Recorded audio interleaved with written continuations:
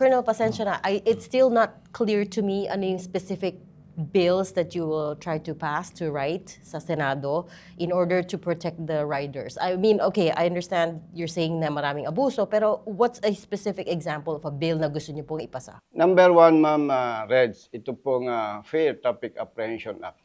Sapagkat sa kasalukuyan, Ma'am Reds, pag ikaw ay motorista galing sa Mindanao o Visayas or sabihin natin Isabela, malalakas po ang loob ng mga traffic enforcers and police. Bakit po?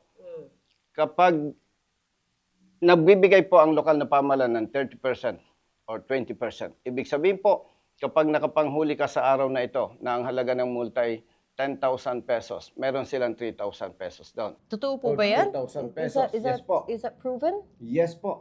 May mga lokal na pamahalaan po, with respect sa kanila, hindi ko na lang papangalanan, pero Sa- yan po ay validated information. Sa Luzon po, sa Visayas, sa Mindanao, Sa Kamaynilaan, particular. Okay. So, ang nagiging interest po ng ibang tiwali, by the way, paglilinaw, Ma'am Reds, hindi naman lahat tiwali. Marami lamang mga tiwali. Yeah. Now, kung ikaw po ay taga-norte, ang daming violations na i-charge sa'yo. One, maisip mo, ang hirap para sa'yo, galing ka Isabela.